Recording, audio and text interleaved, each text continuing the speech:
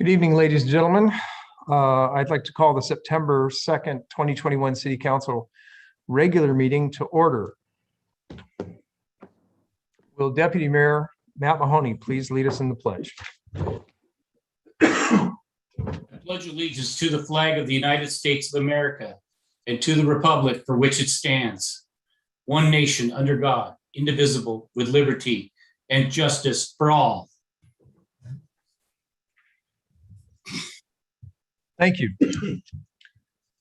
Let the record show that all council members are present. Councilmember Martinelli does not have access to a computer today with a camera on it. So for tonight, we are making an exception, but his votes will be called for independently. Okay, are there any correspondence? No correspondence, Mayor.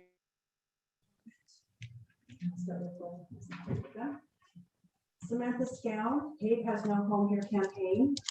Paul Nelson, skate park repairs. Kayleen Moon, Marina Dock repair. Michelle McAllister, Kate Has No Home Here, Washington. Jenny and Lance Meyer, The Children Are Our Future.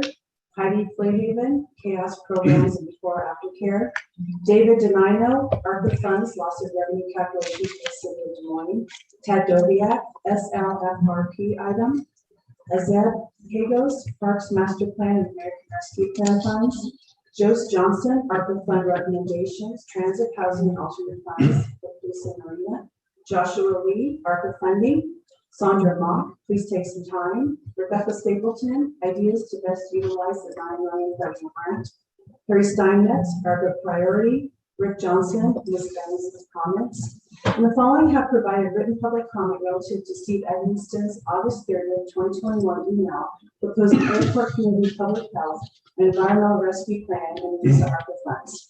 Steve Edmonston, Carrie Allman, Kelby Blosser, Sheila Brush by Skies Puget Sound, David Clark, Valerie Constantino, Jane Davis, Doreen Harper, Mandy Keith, Bill Linscott, Patty Linscott, Lori McEachern, Denise Moore, Marnie Savoris, Susan White, Deanna Clifford Schrodel, Alice Dean Damascio, Sherry Frankfurter, Alina Rogers, Jamie Brown and Patricia Phillips, Sherry Berber, Kathleen Oljar, and William Island. And Mayor, we have a few signed up for public comment, and the first person is... Before you let him in.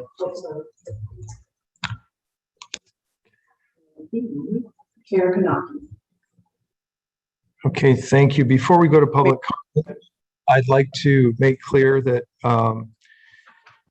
each person will have 3 minutes to speak, and anyone making personal, impertinent, slanderous remarks or who become boisterous, threatening, or personally abusive will be muted and removed from the meeting. Having said that, I'm sorry, you said our first person was? Karen Panaki. Karen Panaki, you have the floor for 3 minutes.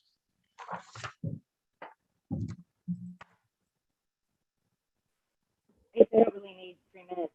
I was just concerned about the marina development project, and I don't know a lot about it. I don't know how it's going to affect my property values. I am right above the marina and right next to where you're doing this. I'm concerned about the safety of our residents, you know, with the stairs going in right next to us, and our lower areas can easily be accessed that way, although we have security in the front. We do not, are not being provided security, as far as I know, along the sides with someone just jumping onto the balcony and coming on in. I'm also very concerned about what it's going to do to the parking. So these are some of my concerns about it. I have many more, but I'm still in the process of researching the whole project. So that's all I have to say. Well, thank you very much. There will be more information forthcoming, and there's quite a bit of information both on our website and in other locations. So Thank you very much, though, for your comments tonight. And the next person would be Mayor, the next person is Timothy Wicks. Timothy Wicks.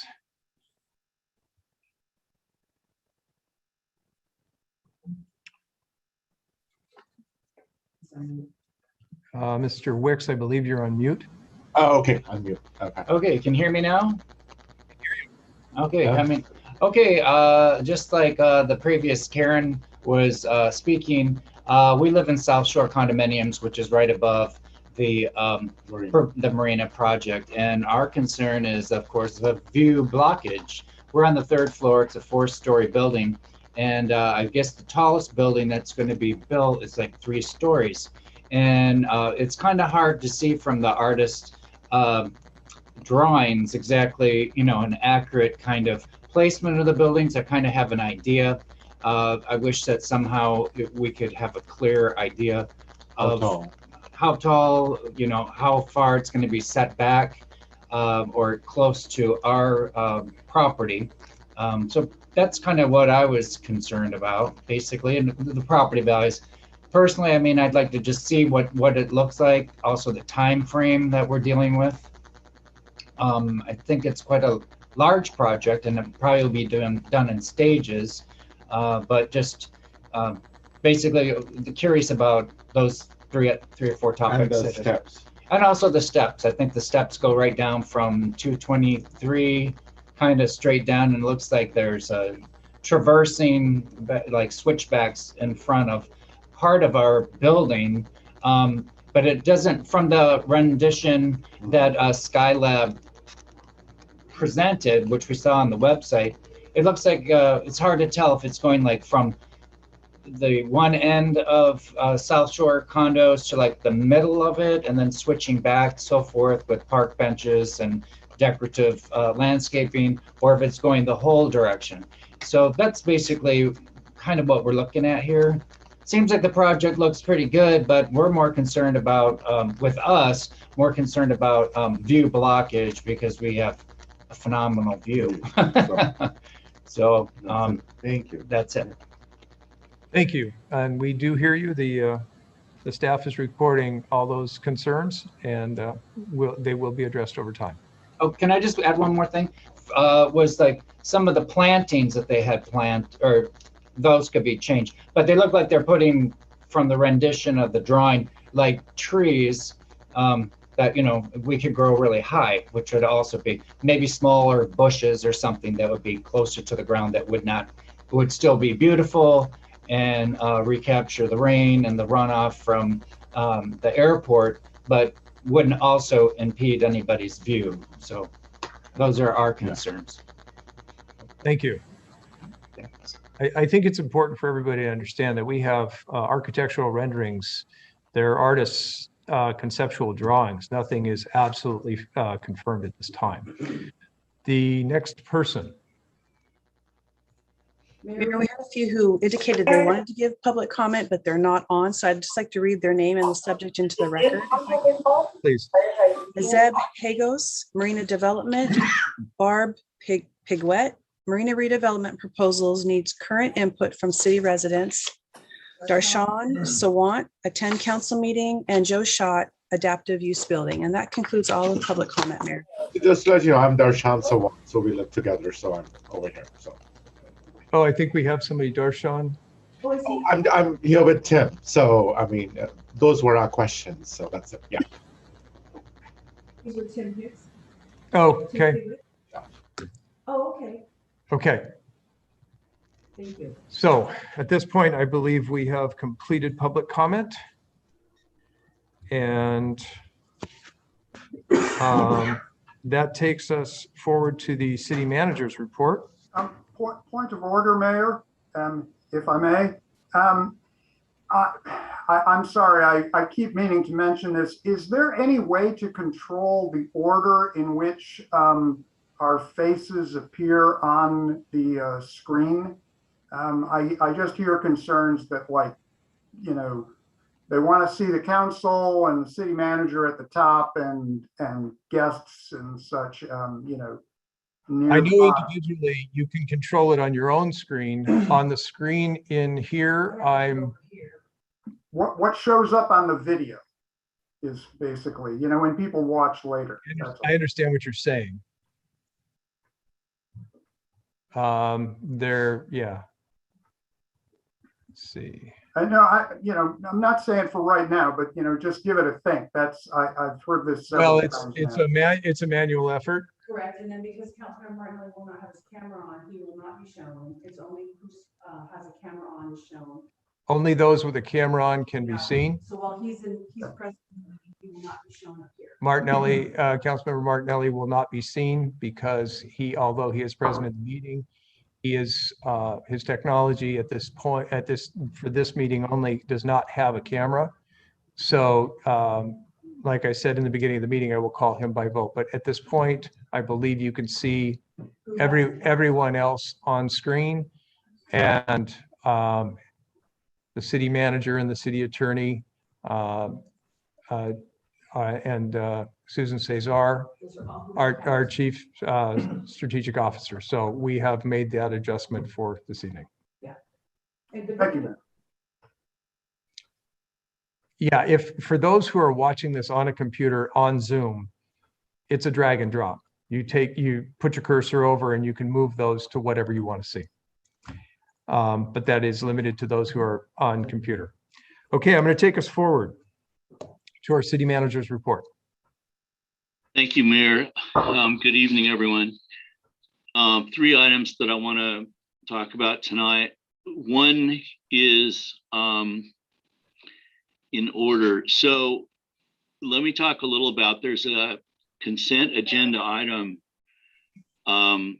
relative to an extension of the contract for the consultants who are helping our city, the cities of Burien, Normandy Park, and SeaTac in our preparation potentially of response to the SAMP environmental documents, the SAMP being the Sustainable Airport Master Plan. And I want to give you a little bit of background.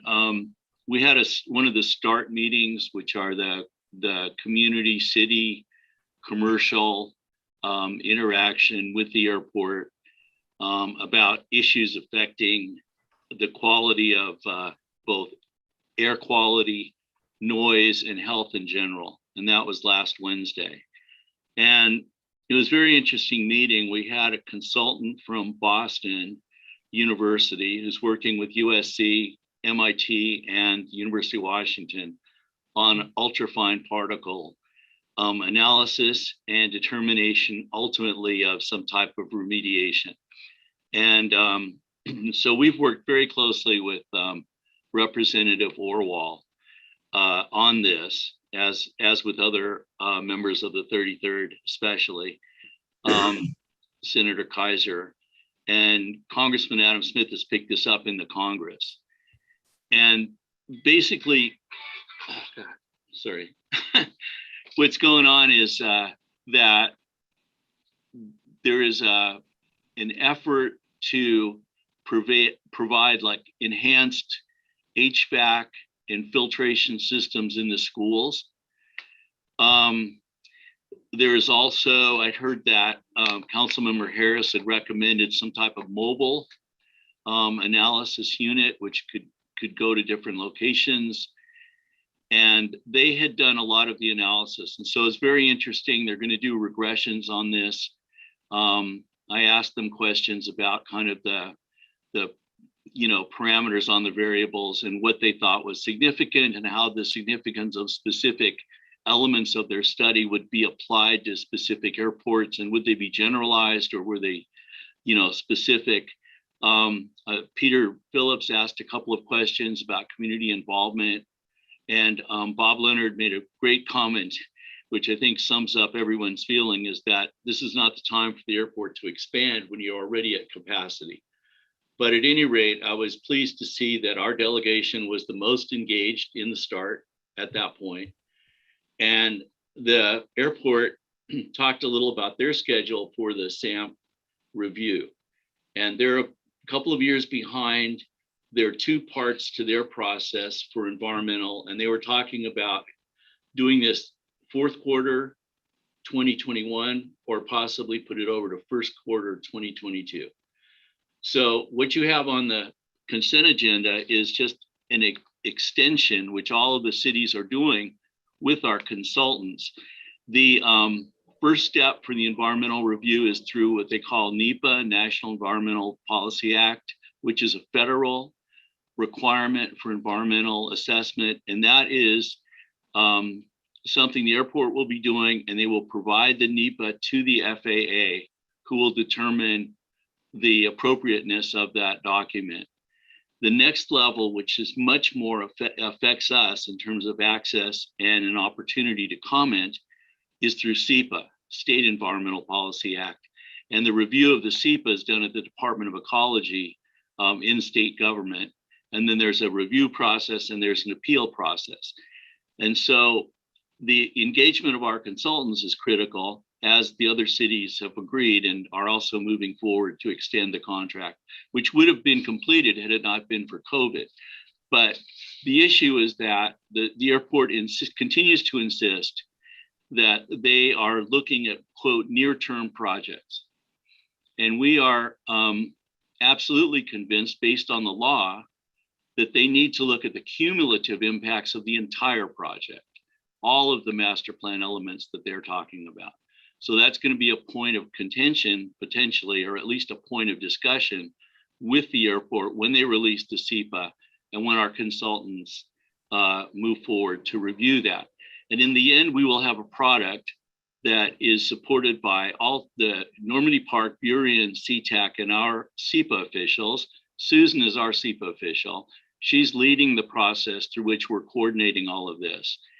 And then we will have input from our consultants who wrote the scoping comments originally. We will have the SEPA officials and city councils weighing in on where we stand. So we think there's strength in numbers, and we're looking forward to being able to dig into this at some point as the airport continues to become more active. So that was one thing. We'll be happy to answer any questions about that. The items on consent. Let's go to surplus property. So I'm going to put up a picture here that Max gave us an overview of. This parcel is right at the corner of 216th as it leads to merge with Marine View Drive. Used to be an old car wash. It's been vacant for quite a while. It's about 12,840 feet. The assessor value is about $333,000. This was approved for sale a number of years ago by City Council. And because of the recession and the recovery from the recession and the reduction in land values, nothing was ever done with this property. It's just continued to be in the city portfolio, but unutilized. There's apparently interest in development potential for this parcel, along with several others. And so what we are letting council know tonight is that we intend to list this property for sale.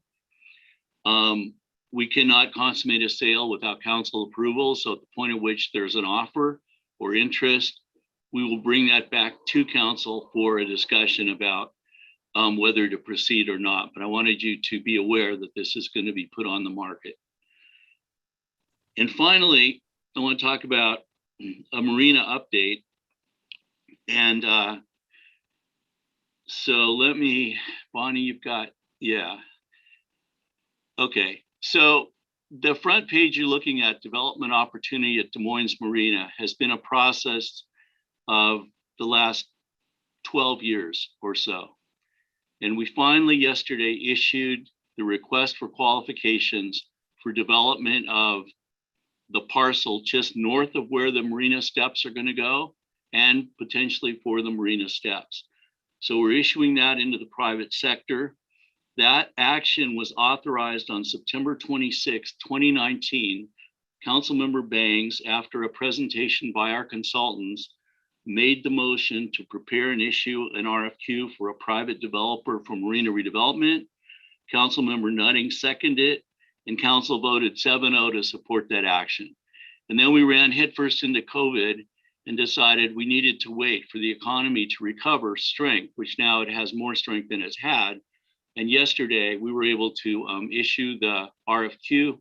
We will send it to council tomorrow with links to a new website that we have called marinasteps.com. That has a drone tour of the city on it and a number of pieces of information, many documents presented to council, any actions council's taken, and the RFQ itself. But we just wanted to alert you to that and then just spend a couple of minutes on marina redevelopment where we are right now. So if we could go to the next slide. Destination by the Sound. This is what we're trying to build and enhance the access of the marina to the region and even internationally. And the marina steps will be a critical access component between the marina and the downtown. So just some pictures of what this all looks like moving forward. This was a important slide that we used at the open house at the yacht club in September 2019 when over 300 people attended, many of them who live along the condos or apartments above the marina. And this was just an identification of, for the city and for residents of the city, you know, the value of creating this central public open space and the distance in walking from their homes. And you can see the amount of land that's covered. And for 15 minutes, you can get almost the entire downtown can get down to the marina.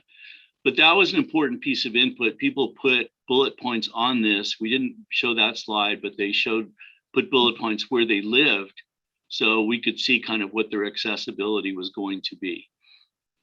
Next. So this is just an overview of conceptually the steps. And there's two parts to this. There's the marina steps and the building to the north. That is what is included in the RFQ for development. Okay. At the same time, we've been very conscientious to try and integrate improvements to the marina with development of the land side. And it's important to note, one thing that we did, for example, was we transferred responsibility for the north bulkhead in the parking lot from the marina to the general fund. So we're putting $12 million into the renovation of the bulkhead, and that money none of that money comes from the marina. It's all coming from the city to enhance the infrastructure and the integrity of that infrastructure. Just a point to be made. It's a partnership. Then you can see that the steps themselves, there'll be a water feature coming down 223rd. We've talked about that before, the bioswale. Also, there'll be switchbacks on the hillside to allow walkers, strollers, joggers, whatever, to be able to take advantage of access to the marina from up above. And I want to focus a little bit on the development of the south, which we call the adaptive purpose building. You can see it there next to CSR. It will not impede views from South Shore condominiums, and we will hold public events to familiarize people with what we're attempting to do. But first of all, there would be potentially retail on the north side of that building. People can come down, they can take one of the switchbacks, get to the building, have coffee, whatever. We're anticipating some type of green roof on at least a portion of the building. The building will be adjacent to the hillside. It may actually help shore up the foundation, of the condominiums in terms of making sure that that they're secure, and people from this building will not have access to South Shore condominiums. It will not be flush with anyone's balcony or back access. Internally within that, go to the next one. Yeah, so what we're showing here, this is what the building looks like. The building on the left is the one to the north that's part of the RFQ. You can see where the steps are. You see the switchbacks. You can see the building. on the right, that the glass part, that's more retail. That will provide an accessible seasonal market overhang and access for the farmers market throughout the year. The building, the portion of it to the south will be dry boat storage. And that will be as a result of reconfiguring the marina, downsizing the number of docks and the number of slips from about 800 to 500. A lot of those boats will be smaller boats. They deserve and will have a place that they can locate if they choose. And what we anticipate doing with that structure is not only have, it'll be covered, so that will help with the noise. We're also going to look for electrification for the forklifts that get the boats, so there will be no sound associated with the movement of traffic within that building. And all of this will be shared with the public before anything happens. This is all conceptual, but it became clear that we needed to do this if we were going to do improvements to the docks. And some of those docks are once again in the situation the bulkhead was in, where they're at great risk of failing. And that would be extremely environmentally a disaster, in terms of capital, a disaster, and in terms of being able to maintain a resource for our boaters, that would be a disaster. So I think, is there one more? Yeah, and this is a picture of potentially what the building to the south looks like. You can see where the steps come down, but this creates a gathering place for the city, fulfills economic development, maritime improvements, landside improvements, environmental stewardship, and just generally an improvement of our interface with the sound and access for our community and other communities, for people to come to Des Moines, hopefully spend money, and enjoy the wonderful asset and resources that we have. I just wanted to give you a brief update on that. And that's, we will be back with the results of the RFQ. You can look at it. And that closes, the response date closes October 5th. And at that point, we'll do some recommended selections, and we'll engage council and ultimately a decision as to which developer we want to select. So with that, thank you for your time. Take any questions if you have them. Okay, thank you. Thank you, Mayor. Oh, excuse me, Michael, I think Councilmember Banks had a question. Just really quick, Michael, remind me that piece of property on 216th, you said was zoned commercial, correct? Yes, I believe so. Okay. Susan, I think that's, yes, I believe that's correct. Okay, thank you. Sure. Mayor, if I may? Yes, Um, J.C. Ayers. Yeah. Thank you for that, City Manager. Do you expect to get multiple proposals? Yeah, that's a great question. This will be sent to a number of potential developers. And fortunately for Des Moines, and a good sign for Des Moines, is that we're looking at upper tier developers, very significant on the development map. But one of the things that, Robert, our consultant, myself, and others know from this process, all you need is one. But we anticipate getting, I would say, I'm not going to say a number, but I think we anticipate a strong response for this. There are very few marinas anywhere left to redevelop. And but we will absolutely keep the council informed as we receive input. And then we'll go through some type of whittling down process. Okay, but I mean, your expectation is that it will be a non-zero number. Yes. No, it's that's not, my hope is that it is more than zero. My great fear is that it's zero. So, but we've had enough interest that I think at least it'll be a non-zero number. Thank you, sir. Okay. So at this point, Michael, you've concluded your report. So we will go forward to the consent calendar. And will the clerk please read the consent calendar?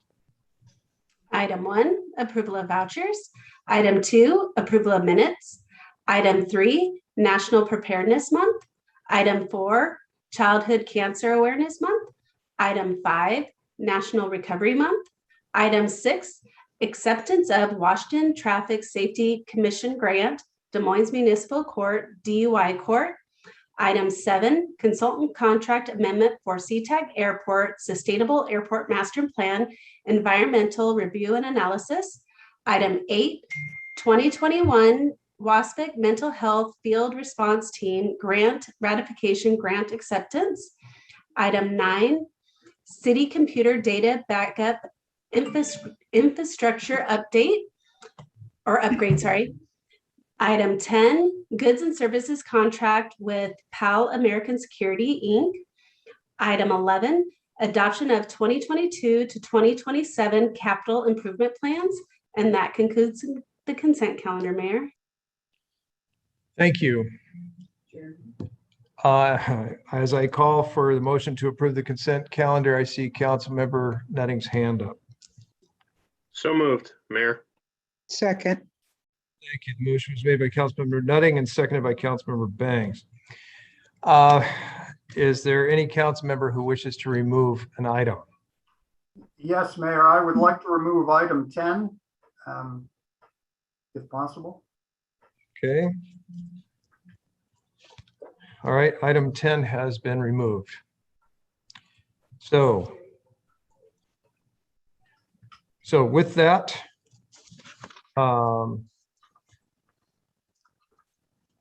we will move forward with the consent calendar, excuse me, covering all items except for item 10. All those in favor, please raise your hand until I call your name. Okay, I see Councilmember Nutting, Councilmember Bangs, Councilmember Harris, Councilmember Buxton, Deputy Mayor Mahoney, and myself. Councilmember Martinelli, verbally, are you in favor? Are you a yay? Yes. Thank you. I do see the hand, but I don't know who's behind it, so I have to ask. Thank you. Yeah, no problem. Okay, so that takes us to item number 10, Goods and Services Contract with PAL American Security. And it was pulled by Councilmember Harris. So Councilmember Harris, you have the floor. Thank you, Mayor. Hopefully this will be quick. I may have missed something, but is there any performance requirement in the contract? I've just heard from a number of residents that they're concerned that the guy doesn't show up sometimes, punctually to lock and unlock the gates.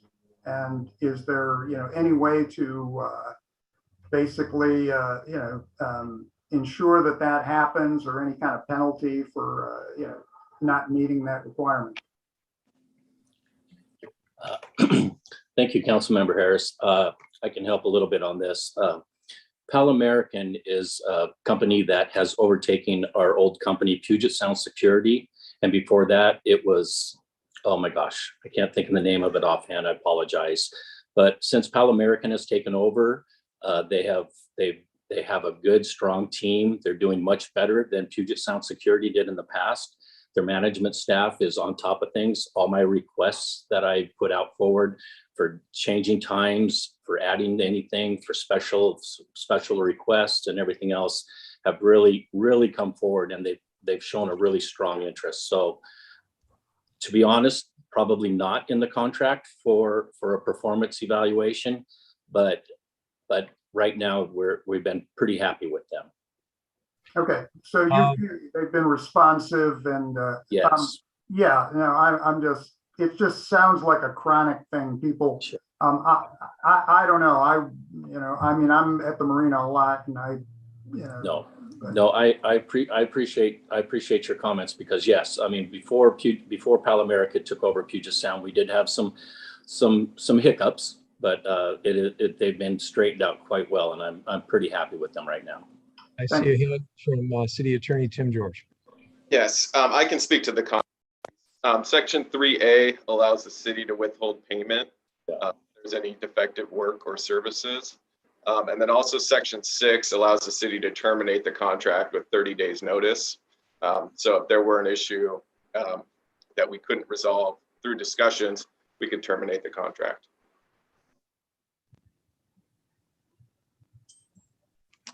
Okay, with that discussion complete, is there any other comment on this item? Okay, we have a motion to approve the goods and services contract with Pal America Security for security services at the Marina Beach Park and the city's Redondo facility for a fixed amount of $72,366.60, and authorize the city manager to sign the agreement substantially in the form submitted. I will make that motion. Do I have a second? Second. I have 3 seconds. I believe I saw Councilmember Bangs. So any further discussion? All those in favor, please raise your hand till I call your name. Okay, Councilmember Nutting, Councilmember Bangs, Councilmember Harris, Councilmember Buxton, Deputy Mayor Mahoney, myself, Councilmember Martinelli, your vote, please. Yes, yay. Okay. This passes 7-0, as did the consent. So this takes us forward. But before I go forward, I will read the proclamation summaries into the record. Please bear with me, we have 3. Now therefore, the Des Moines City Council hereby declares September as National Preparedness Month and urges all Des Moines residents to make sure that their families are prepared for an emergency, prepare a disaster supply kit, and create a family emergency plan. Now therefore, the Des Moines City Council hereby proclaims the month of September as Childhood Cancer Awareness Month. And now therefore, to help more people achieve and sustain long-term recovery, the U.S. Department of Health and Human Services, the Substance Abuse and Mental Health Services Administration, the White House Office of National Drug Control Policy, and the City of Des Moines invites all residents to participate and proclaim the month of September as National Recovery Month. Now this takes us to the first of our public hearings. First public hearing is SV 2021-01, street vacation of public right-of-way within the city of Des Moines, known as South 219th Street, South 220th Street, South 221st Street, South 224th Street, and 30th Avenue South to Sound Transit for the Federal Way Link extension. The staff presentation will be given by our civil engineer, Civil Engineer 2, Mr. Tommy Owen. I will now open the public hearing and request that the staff give the presentation. Good evening, Mayor and City Council. Tommy Owen, Civil Engineer for Engineering Services. I'll be presenting the public hearing for SB 2021-01, vacation of public right-of-way known as South 219th Street, South 220th Street, South 221st Street, South 224th Street, and 30th Avenue South. Next slide, please. So I'll start off with some quick facts. Sound Transit has submitted street vacation applications for all the right-of-way that I just mentioned. The vacation of this right-of-way is necessary for the construction of the Federal Way Link Extension Project, which is currently under construction. The city has entered into agreements with Sound Transit over the past few years. And per those agreements, Sound Transit is responsible for right-of-way improvements at those street ends. Shown here is an example at 220th Street. The city would vacate the area that is shown to your right in that hatched area on the right side of that cul-de-sac. In order to construct all the improvements such as curb, gutter, and sidewalk, there would also be a dedication involved in this. So Sound Transit would dedicate the north and south side of that cul-de-sac to ensure that all right-of-way improvements are located within the city right-of-way. Next slide, please.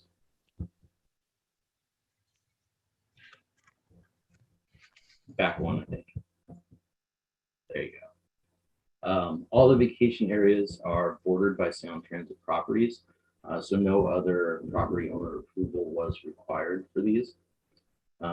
Staff also contacted all local utilities and received no objections to the street vacations. And finally, the right-of-way to be vacated is classified as a type A right-of-way since it has been used for public transportation purposes, so it will require compensation to the city. Next slide, please. So to wrap things up, this street vacation meets the requirements per state law and is consistent with previous agreements with Sound Transit. As I mentioned earlier, staff has contacted all utilities and received no objections. It is therefore that administration recommends the city council enact the draft ordinance. Next slide, please. And so I've provided the suggested motions for your convenience, and that concludes my presentation. Thank you. Thank you. It is now time for the public comment portion of this. Has anyone signed up to speak? No, Mayor. Okay, seeing that no one has signed up to speak, council, do you have any questions? Okay, I see Deputy Mayor Mahoney. I see Councilmember Buxton. Okay, Deputy Mayor Mahoney, the floor is yours. Thank you, Mayor.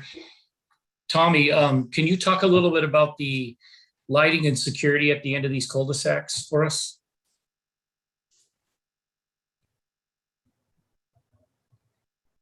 So as a part of the right-of-way improvements at these locations, there would be street lighting that would be installed.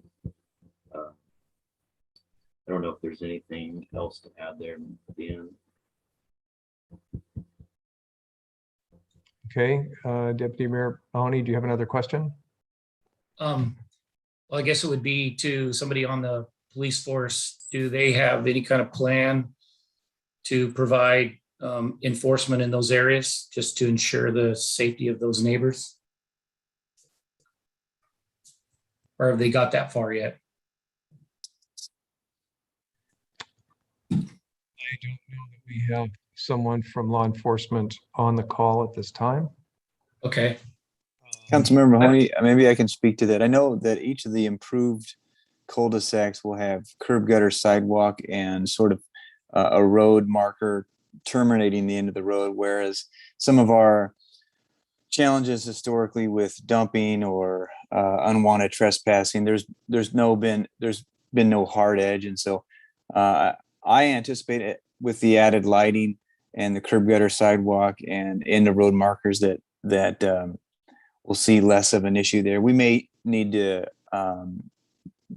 ask for PD's assistance if we have unauthorized vehicles parking there. We'll kind of approach that if operational issues come up. Those would be the answers that the people I spoke to up there wanted to hear. So thank you. Okay, and as a reminder,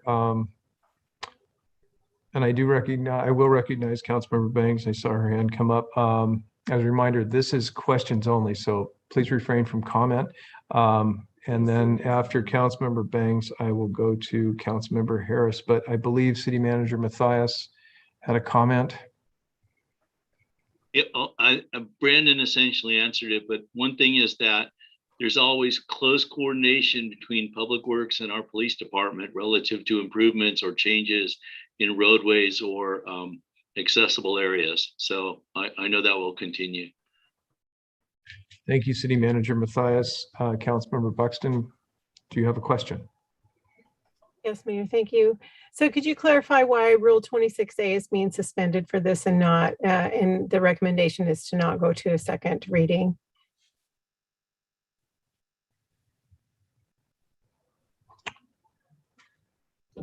That's pretty typical with our street vacations like this. It's our recommendation. If you want to take it to a second reading, you can certainly do that. Okay, and then secondarily, just a clarification on the CenturyLink easement. It's being granted and it's just in process. Yeah, so we'll have to work with Sound Transit and CenturyLink to come up with an appropriate easement at that 224th street end. And that would be recorded once the street vacation is eventually recorded. Okay, thank you. Okay, the next hand I saw was Councilmember Bangs, and I did record that Councilmember Martinelli raised his hand. So I will call on you in the appropriate order. Councilmember Martinelli, Councilmember Bangs, you have the floor. Thank you, Mayor. So Tommy, are we also going to include, as we did before with Recology, where if we have that illegal dumping, which I'm hoping doesn't happen because it's going to be more open, but of course, you never know. But are we making sure we have that in place as well?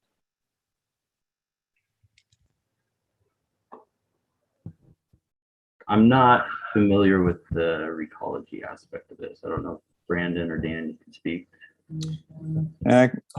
Maybe I'll try to answer the question that as I understand it. Sometimes we use signs at locations that are chronic dumping locations. I wish I would love to say that the signs worked, perfectly, but we'll address it. I think the cul-de-sacs, the positive here in all of these is the end of the roads are going to basically shift westward, so into more lit areas, not so much away from the end of the road, back in forested areas. Beyond these cul-de-sacs, you'll now have the light rail, which would be running not necessarily 24/7, but a lot of the time. So there'll be what I'm getting at is there might be a lot more eyes at the end of these cul-de-sacs than previously, that we've had historically. And so it's going to look and feel a lot different. But if we have dumping issues, we'll certainly address those as we need to. And signs is one tool, but we'll keep it clean. We'll do our best to keep it clean. Okay, thank you. Okay, Councilmember Harris. Thank you, Mayor. I'm sorry if this is such a basic question, but does this in any way change or make more challenging if we want to come in later and do something different regarding lighting or other kind of correction to improve safety? I mean, does it change the process in any way? Would say that it makes the process easier for us because the property rights are more clearly defined. So the right of way that we're vacating is now, Sound Transit's constructed their light rail alignment over the top of it.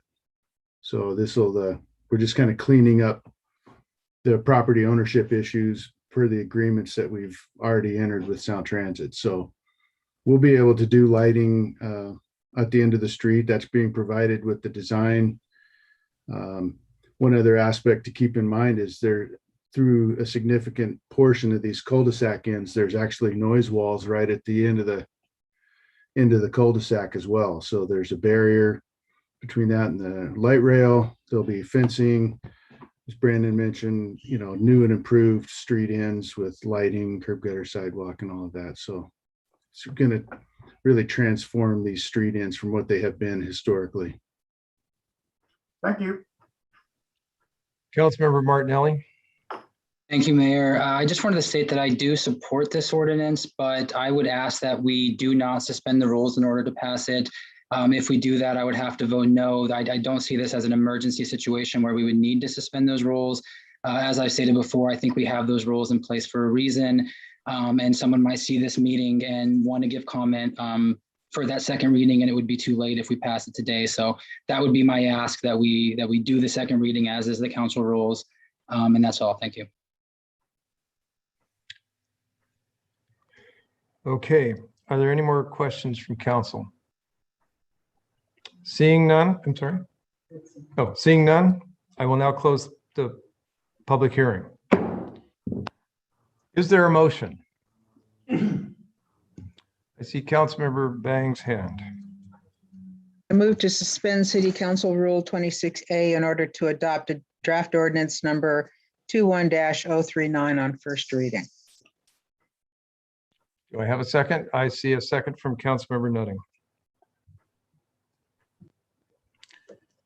Okay, all those in favor, please raise your hand until I call your name. Okay, I see Councilmember Nutting, Councilmember Bangs, Councilmember Buxton, Deputy Mayor Mahoney, and myself. All those opposed? I see Councilmember Harris. Councilmember Martinelli, your vote is?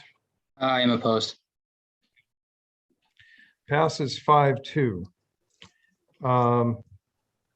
We have a second motion, motion 1. Councilmember Bangs. I move to enact draft ordinance number 21-039, approving the vacation of certain portions of public rights of way streets known as South 219th Street, South 220th Street, South 221st Street, South 224th Street, and 30th Avenue South, located in the city of Des Moines, and more specifically identified and legally described in draft ordinance number 21-039, and accepting dedication of completed street improvements. Second. I see a seconded by Deputy Mayor Mahoney. All those in favor, please raise your hand until I call your name. Councilmember Nutting, Councilmember Bangs, Councilmember Harris, Councilmember Buxton, Deputy Mayor Mahoney, and myself. Councilmember Martinelli, your vote? Opposed because we suspended the rules. Okay, this passes 6-1. The motion passes, and we are on to our next public hearing. This is the first reading of draft ordinance number 21-035 related to the zoning code and regulation of emergency housing shelters and permanent supportive housing and transitional housing. The staff presentation will be by our planning and development manager, Denise Lathrop, and I will now open the public hearing. Staff, please give your presentation. And actually, instead of Denise, it'll be myself. My name is Eric Lane. I am a planner 2 within the city. I apologize, Eric. I read the wrong note. So thank you. I recognize Eric as Land Use Planner 2 giving our presentation. Please go forward. Thank you. So this again, as mentioned, this is for draft ordinance 21-035 as it relates to the ESS HB 1220 Housing Bill 1220 code update. The background, quick little detail on that. It was passed in May 2021 to address transitional and permanent supportive housing, as well as indoor emergency shelters and indoor emergency housing. The state law preempts all local zoning authority and changes that the city must consider are development and zoning regulations as it relates to emergency and permanent supportive housing, as well as comprehensive plan updates specific towards the housing element. Local control includes occupancy, spacing, and intensity use, as well as the approval process. But beyond that, it's pretty minimal. Next slide. The first provision, that is that cities are required to allow transitional housing and permanent supportive housing in all zones where hotels or residential dwelling units are allowed. Local zoning, again, is preempted by state law. Next slide. The second provision, it relates to indoor emergency shelters and indoor emergency housing.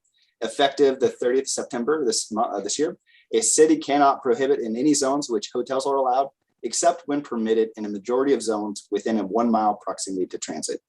Again, reasonable occupancy, spacing, intensity use requirements, those can be imposed as it relates to protection of public health and safety. However, ordinance cannot prevent the siting, though, of sufficient number of these types of housing and shelter types necessary to accommodate each city's projected need. Some of the amendments we're going to discuss, definitions added to 18.101.050. Supportive housing uses and the conditional use permit requirement are added to the permitted uses chart as well. A new section was added that addresses occupancy, spacing, intensity use, and operational requirements for supportive housing uses. And then lastly is parking requirements for supportive housing facilities. That is also added to 18.210. So quick overview of the definitions. First one being moderate income. Many times we have low income or extremely low. So moderate income is at or below 120% of the median household income for a person, family, unrelated persons living together. It is adjusted for household size and for the county where the household is located. Emergency housing means temporary indoor accommodations for individuals or families who are homeless or at imminent risk of becoming homeless. This is addresses the basic health, food, clothing, personal hygiene needs for individuals and families. They may or may not require occupants to enter a lease or occupancy agreement. Emergency shelters. Now, those are facilities that provide a temporary shelter for individuals or families who are currently homeless. They may not require occupants to enter into a lease or occupancy agreement. And they can also include day and warming centers that do not provide overnight accommodations. And the big one, permanent supportive housing. There is no limited length of stay that prioritizes people who need comprehensive supportive services to retain tenancy and utilizes admissions practices designed to lower barriers to entry that would be typically for other subsidized or unsubsidized rental housing, especially as it relates to rental history, criminal history, personal behaviors. These are often paired with on-site or off-site voluntary services designed to support that person living in the complex or with a disability towards behavioral health or physical health condition and who are experiencing homelessness or at imminent risk of homelessness. They could be to a successful tenant in a housing agreement to impose the resident's health status and connect the resident of the housing with community-based health care, treatment, or employment services. It is generally what you see as far as that wraparound services that are offered at some of the housing facilities. And then lastly is transitional housing. And that is a facility that provides housing and supportive services to individuals or families for up to 2 years, with the primary purpose is to enable homeless individuals or families to move into a independent living or permanent housing. So the amendments to specifically the permitted uses table of 18.52, we are adding emergency housing and emergency shelter in all zones that allow hotels. We're adding permanent supportive housing and transitional housing in zones that allow hotels and residential uses. Permanent supportive housing and transitional housing will be limited to 8 residents in a single family residential zone. And then last is we remove the hotels as a permitted use within the RM 900 zone. Some of the new requirements for supportive housing facilities, those include occupancy limits based on type, size, location. Facilities shall be located within a 1/4 mile of transit. They should be located at least 1/2 mile from another facility. They can be located with at least 1,000 feet from an elementary, middle, or high school or other supportive housing facility, unless permitted as a family or youth shelter. Facilities shall meet the bulk and scale requirements of the zone where the facility is located. The project design shall enhance personal safety and security through the implementation of crime prevention through environmental design principles. And the sponsor or managing agency shall ensure compliance with Washington state laws, regulations, our city code, and this King County Health Department regulations. Lastly, an operations plan must be provided at the time of application by the sponsor or managing agency. With that, our suggested motion is motion 1, move to pass draft ordinance number 21-035 to a second reading on September 16th, 2021, or soon thereafter as the matter may be heard. That concludes our presentation. It's now time for the public comment portion of the hearing. Has anyone signed up to speak? No, Mayor. Thank you. Seeing that no one has signed up to speak, Council, do you have any questions? And I believe I saw, okay, I'm going to start again. I saw Councilmember Nutting's hand. I saw Councilmember Buxton, Harris, and Deputy Mayor Mahoney. Let's see. I think I've got everyone. Okay. I will start with Councilmember Nutting. Thank you, Mayor. My only concern is 1,000 feet from an elementary school. Is that what other jurisdictions are doing? Is that what we can? Is that the farthest we can push them away from? I feel not that I don't have a heart. I just feel that emergency housing could get us into some trouble being located closer to elementary schools and stuff. So that I guess that's my question is that sufficient? And is that what other jurisdictions are doing? So when we developed our plan amendments and code changes, we considered many of the other cities, Federal Way, Burien, and so forth. So much of what we've designed is pulled from those other agencies. One consideration that we also have is the specific requirement that requires cities to allow the sufficient number of sightings of locations. One concern is by increasing that gap or that distance, we may not permit a required minimum number of sightings, even if it is just one, that 1,000. But again, what that looks like as it relates to a map would take some analysis, and I'll let for Denise or Susan to chime in as well.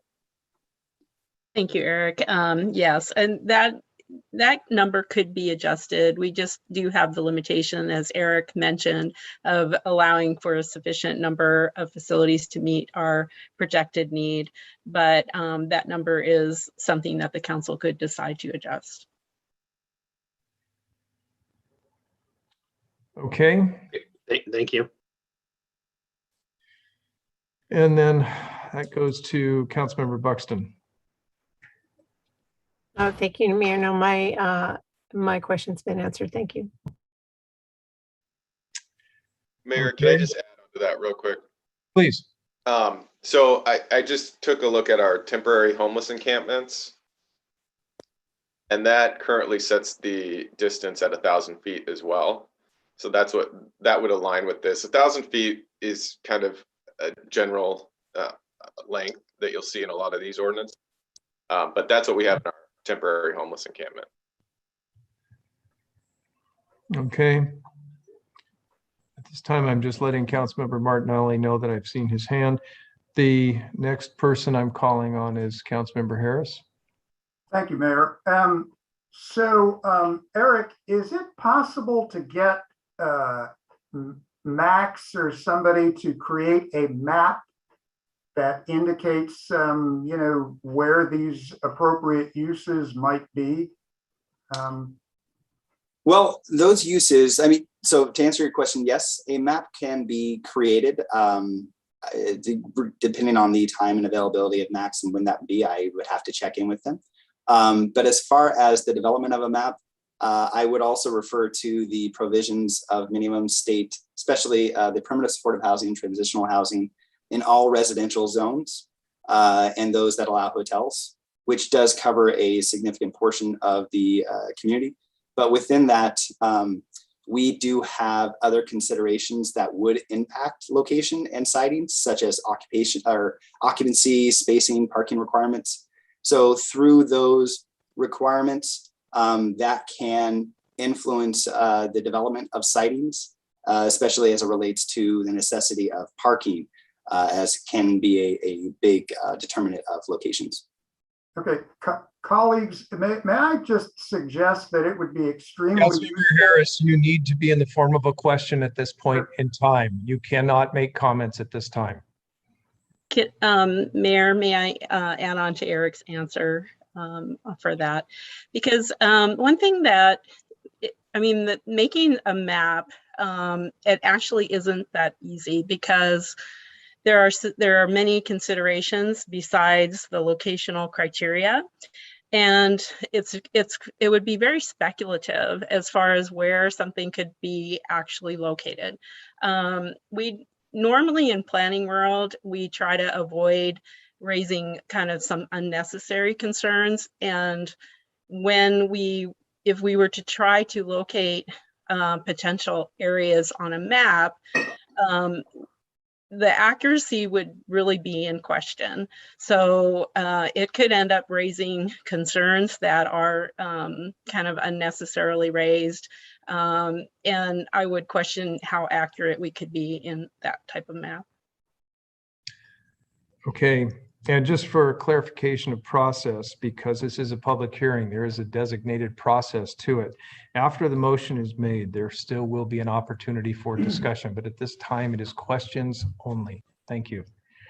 The next person's hand was recognized as Deputy Mayor Mahoney.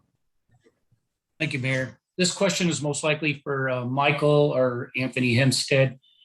Can you tell us a little bit about the process that the state legislature went through? And did they have discussion, any of the representatives with you concerning this legislation?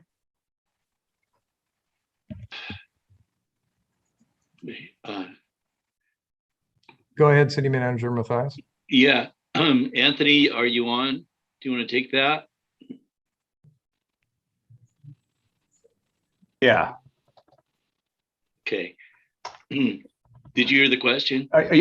Yes, on this legislation, and it was a very controversial piece of legislation. And it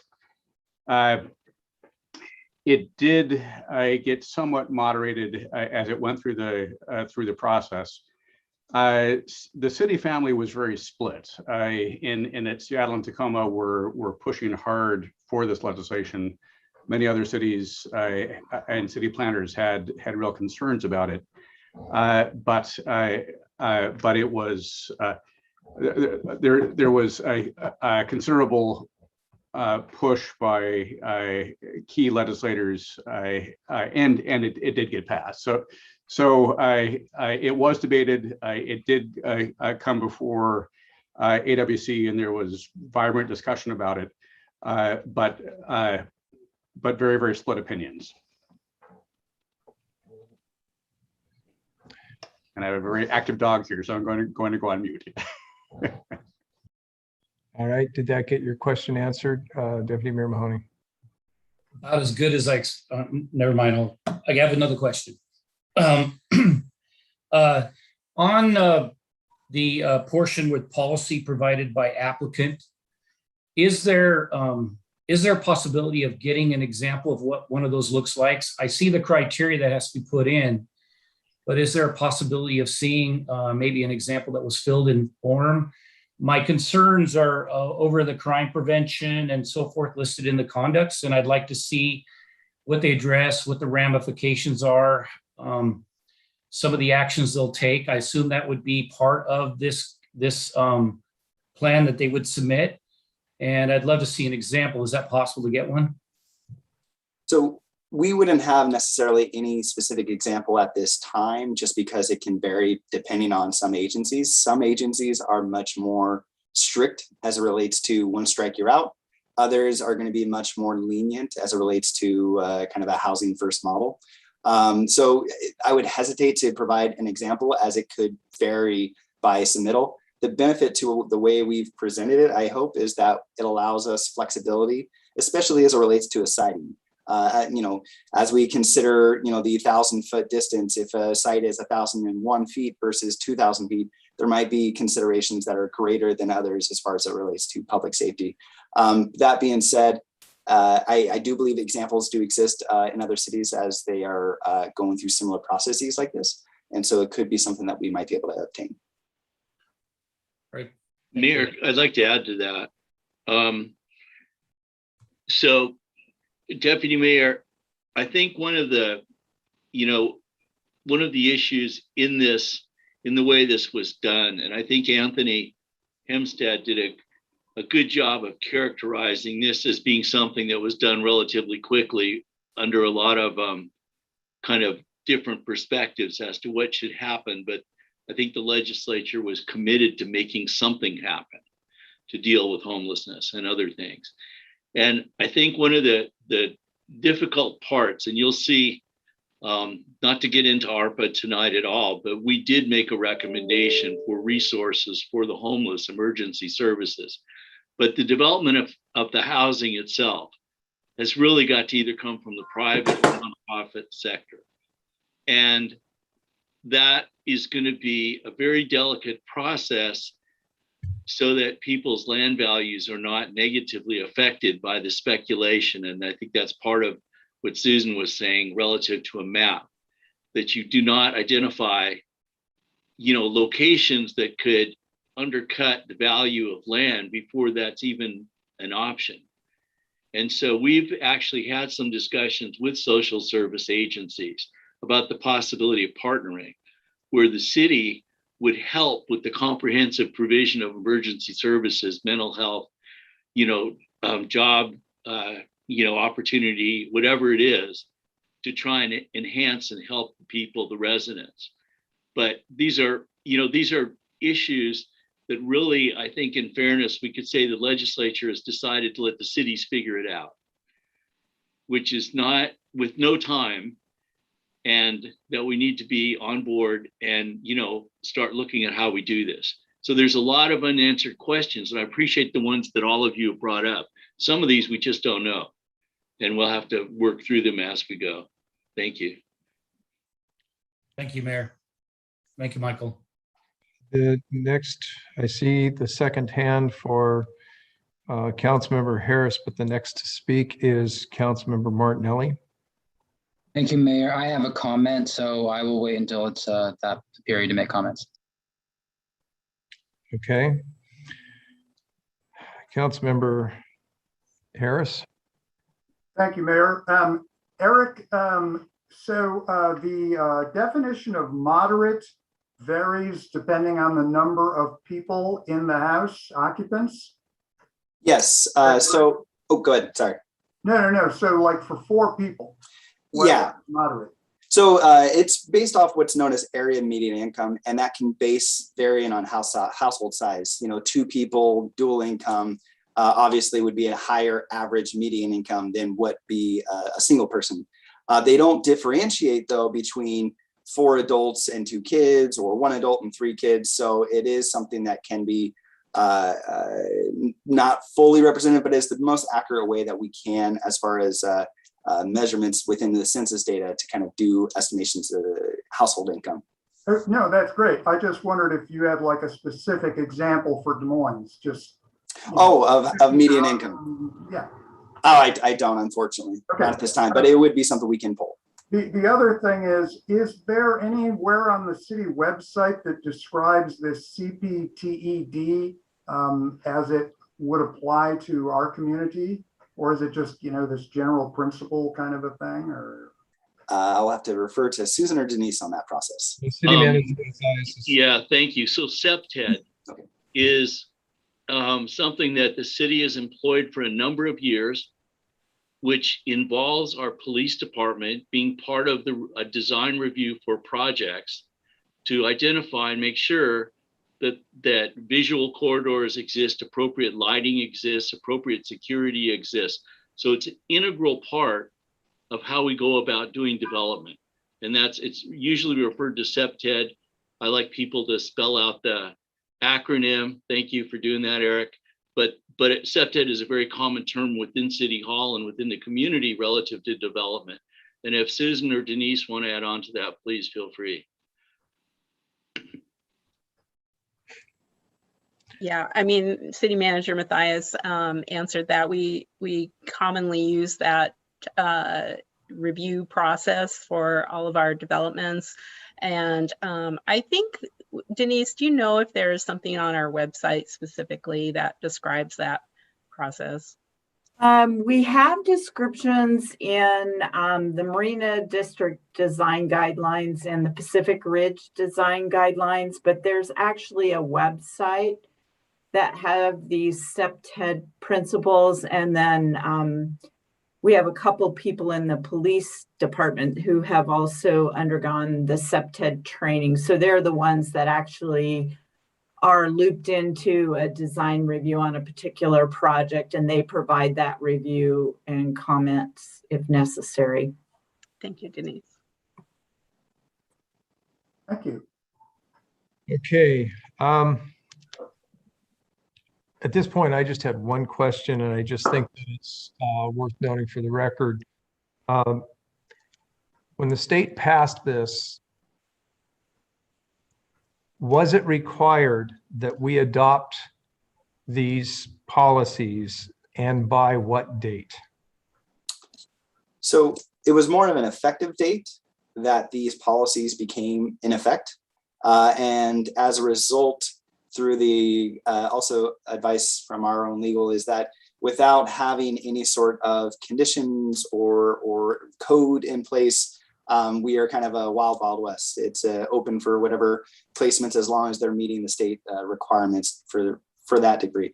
So to my understanding is that by doing this, we are allowing some degree of control prior to the effective date or at the effective date.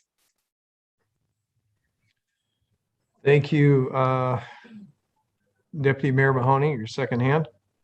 Thank you. One more question. Would you be, and I just want to ask this to ask it, do you believe that you've done whatever you can legally to best protect this community with this legislation that we're going to have to live with?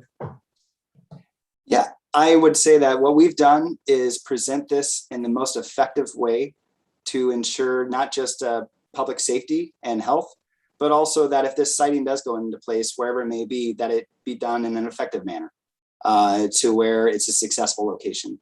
I would suggest that if anybody is kind of curious of what this might look like, there are locations, one known as the Nativity House in Tacoma.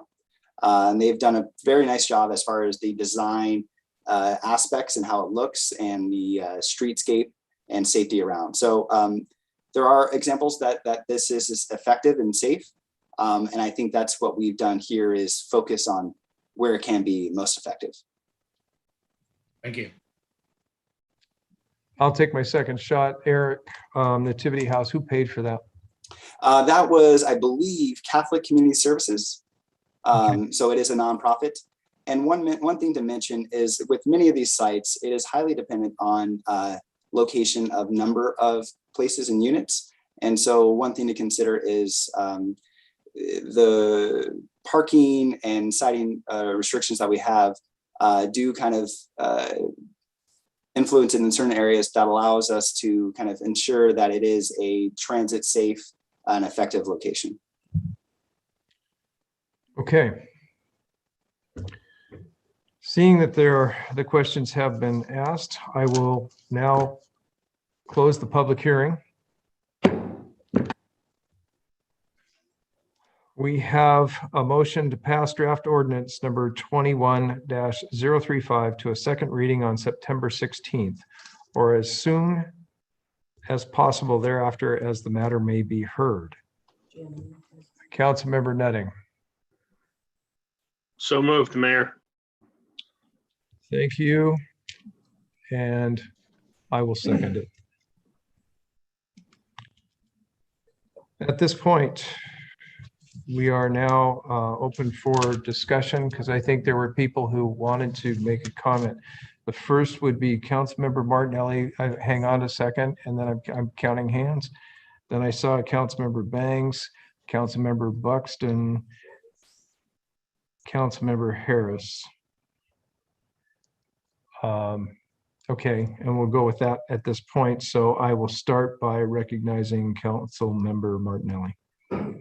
Thank you, Mayor. I just want to say that I think it's unfortunate that we have council members implying that affordable or emergency housing is a danger to our kids and students.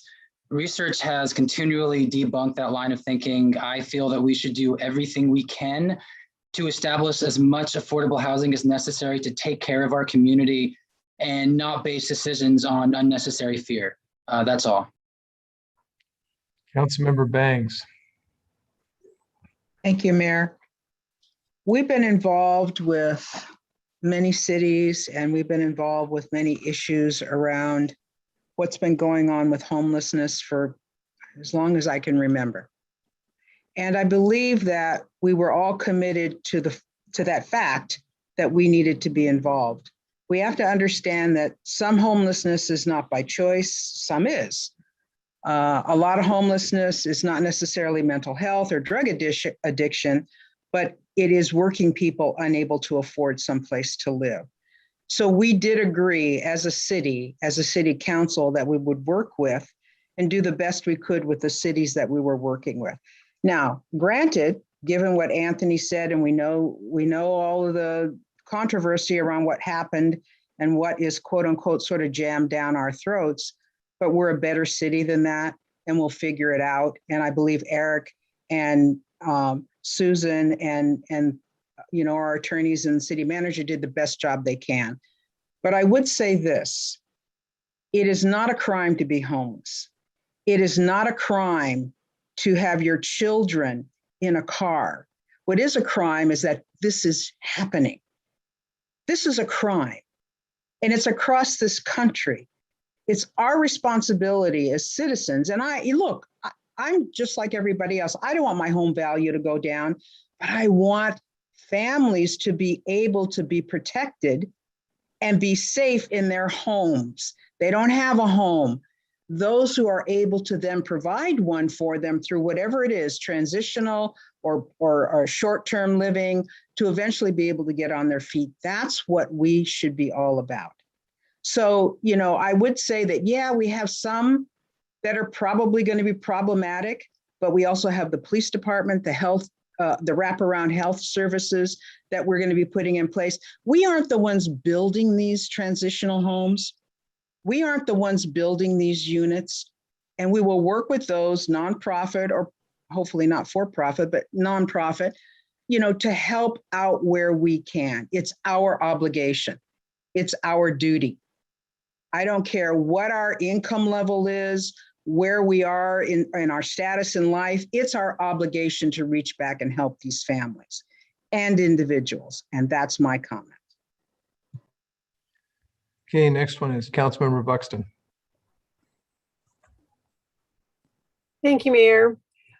I wanted to comment on my appreciation for the staff and really getting on the ball with this. There was a very short window with a very detailed task list. If we were going to take advantage of this open window to do what we could to have input into this process. So it's not just about fear, but it's also about I wanted to say there was detail in review and in amendments, incredible amount of detail where amendment affected amendment, which affected another amendment and another and another.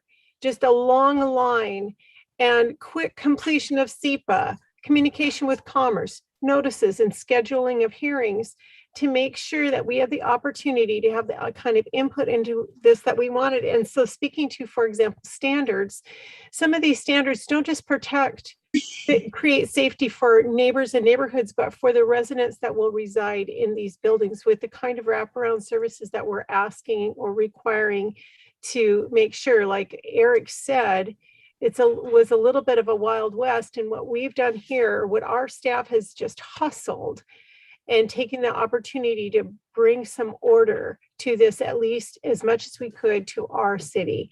And so I want to hats off and kudos to them for hustling and making sure that we got all this done in the timeline we needed to. So thank you.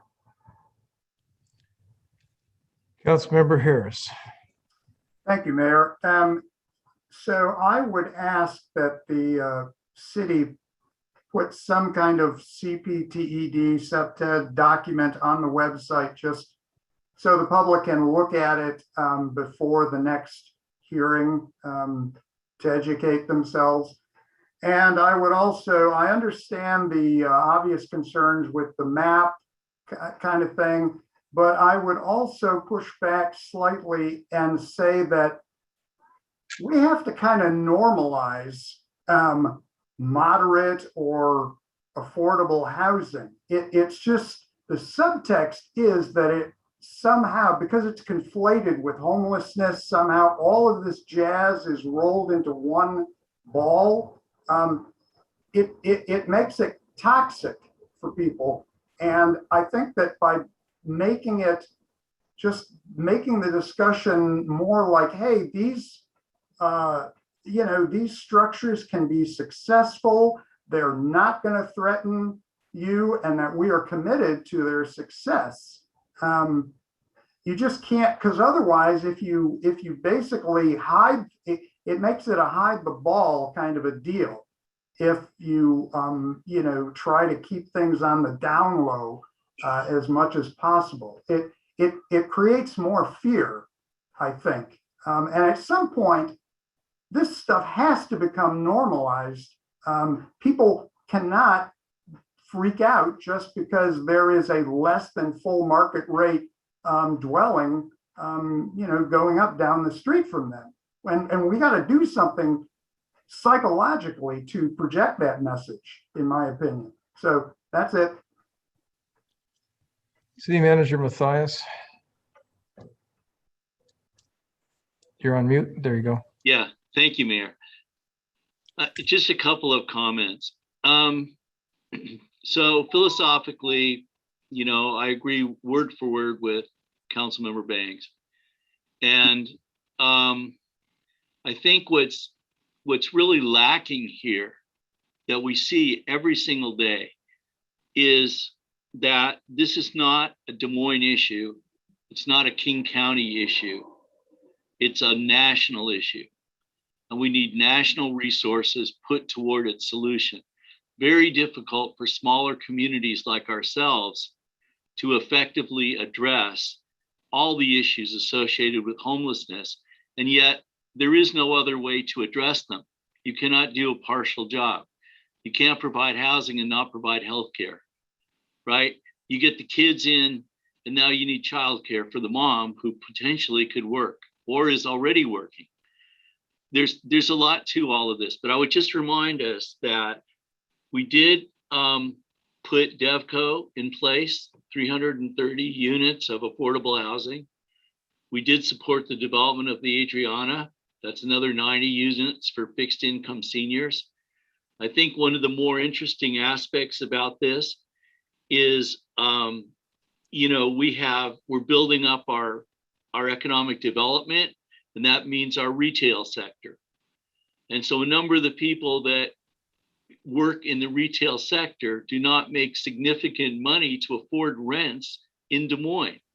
So they commute from Puyallup or from wherever. That's not healthy for the city. It's not healthy for the planet, and it's not healthy for them.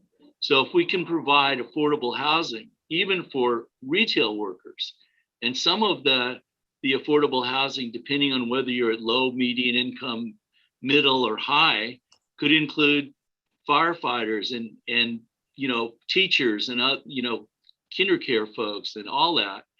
And that's what this is all about. But I'm just saying, strategically and to be effective, we're going to partner with some social service agencies to try and move forward in this front. But it's exceedingly difficult without resources that come from the state or the federal government to address this in a manner that's effective. And that's going to be our ongoing challenge, and we're going to do everything we can to accomplish that. But just so we know what we're dealing with, we have 32,000 people. We don't have huge valuations in the city relative to resources, but we will do the best that we can. And I can't tell you how frustrating it is to know what the right thing to do is and to not have the resources to do it. Thank you, Michael. Councilmember Banks, you're a very articulate person, and you nailed it tonight. I fully support the points that you made. I also support the comments made by City Manager Matthias, because it's very difficult. And I think the staff has done an excellent job and not just in the time frame, because it wasn't like they rushed it. They did move rather quickly, but when you rush something, sometimes you skip over, you do things lightly. They didn't do that. They nailed it. They did the best they could for us. I think, as Michael pointed out, this community has always had a heart to try and do the best thing we could with the resources we have available. And that is why we supported DevCo and the Adriana and CMAR in their development. And we have done this has been our MO. But we've always been mindful of concerns because sometimes with the good comes the difficult. And we know that. The thing that bothers me the most about this is not the deal. It's the fact that this is an override to city rights. Nobody tried to work with us on this. They just said, we're going to push this one through. And everybody talks transparency these days. We hear about it, people are waking up to some of the things going on in the marina. They want to know what's going on, and yet they know nothing about this that could happen next door to them. And they didn't have really the opportunity to have a voice. So when we talk about transparency, this is the perfect example of, in my opinion, lack of transparency. It was rushed through at a state level and pushed down to everybody else to figure out. Now, I'm not saying we won't figure it out. I'm not saying we're not going to do the right thing. I'm just saying that that's where people are, where I'm hearing experienced council people say, this is where I have my concerns.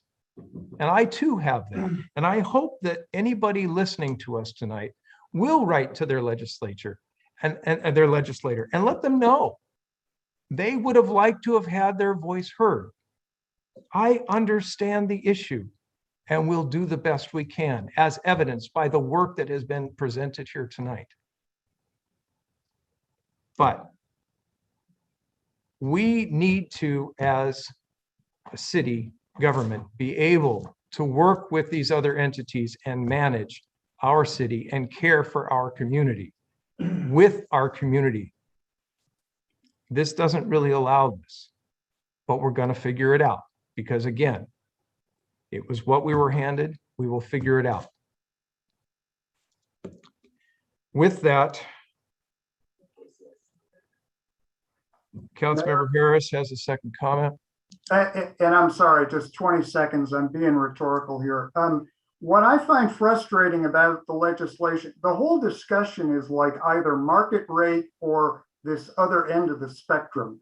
And it would just be nice if there was some discussion where you could create housing that was like 4 times the density of a lot of development that's in the middle.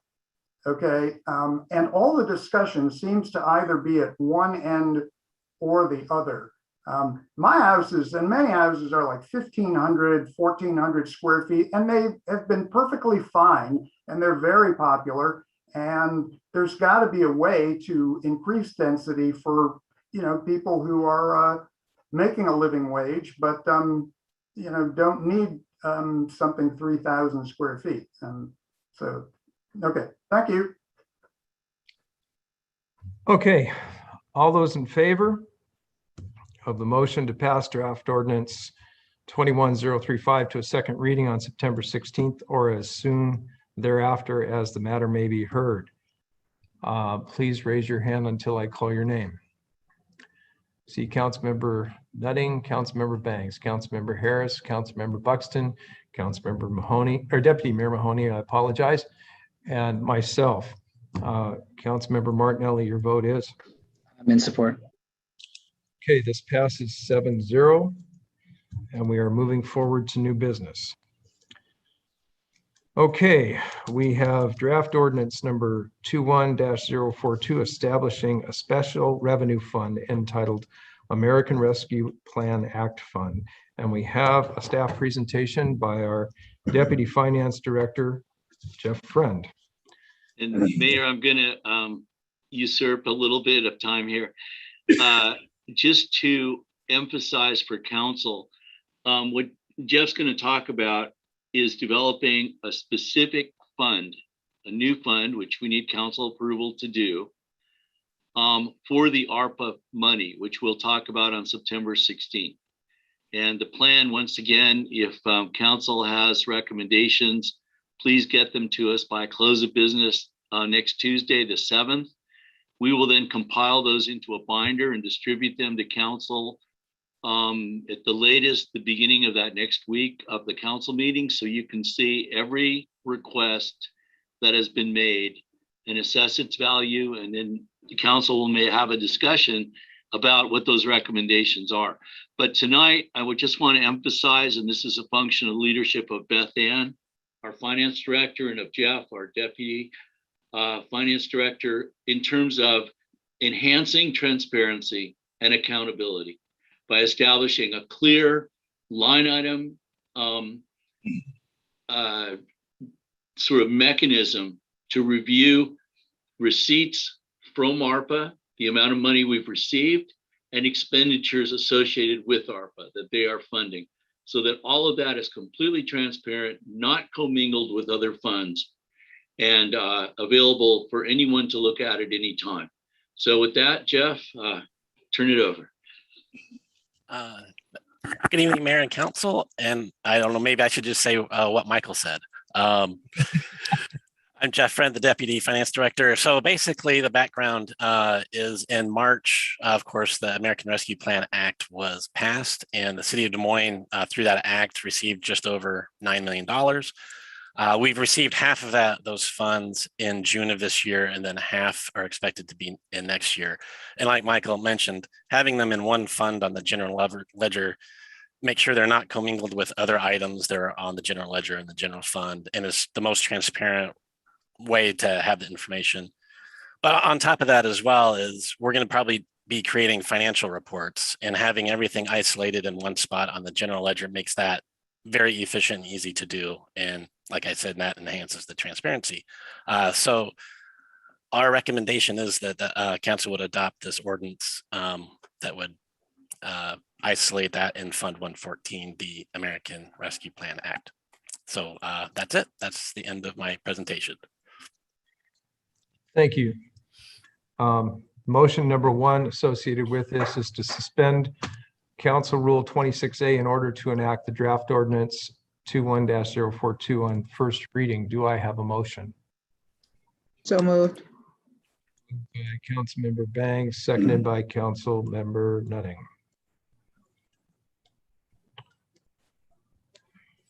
All those in favor, please raise your hand until I call your name. Okay, I've got Councilmember Nutting, Councilmember Bangs, Councilmember Buxton, Deputy Mayor Mahoney, and myself. Opposed? I see Councilmember Harris, Councilmember Martinelli, your vote? I am opposed. Okay. Passes 5-2. Okay, that takes us forward to the second motion, and that's to adopt draft ordinance 20-42, adding a new section in DMMC Chapter 3.51, establishing a special revenue fund entitled the American Rescue Plan Act Fund. Do I have a motion? So moved. Do I have a second? Councilmember Nutting. Is there any discussion? I see, okay.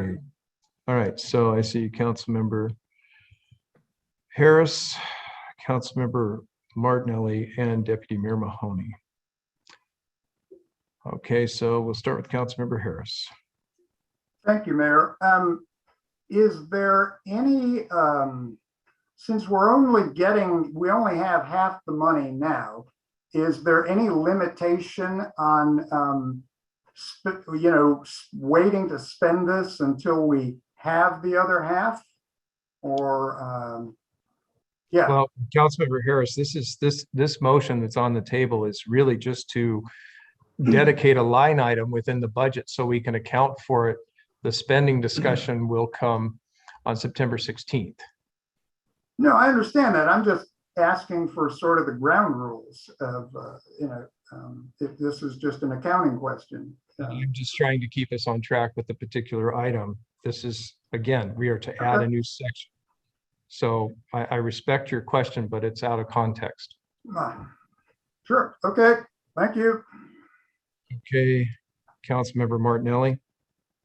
Thank you, Mayor. I think that this is a great idea. I totally support the fund, and I think that it is a way to increase transparency in this issue, or with the ARPA funding, but I'm going to vote against it unless we don't suspend the rules. again, I don't see a reason to suspend the rules if it's not an emergency. We have that in place for a reason. I think every time we suspend it, we're, pushing down the ability for the public to give input, even if nobody did. There's a reason we have that rule. So I do support the fund. I will vote against it since we're suspending the rules. Deputy Mayor Mahoney. Thank you, Mayor. I think in some cases, suspending the rule works because it saves the staff time. It saves everybody time. It makes sense. This is one of those particular ones. What we just recently saw was an example of where you push it to a second reading.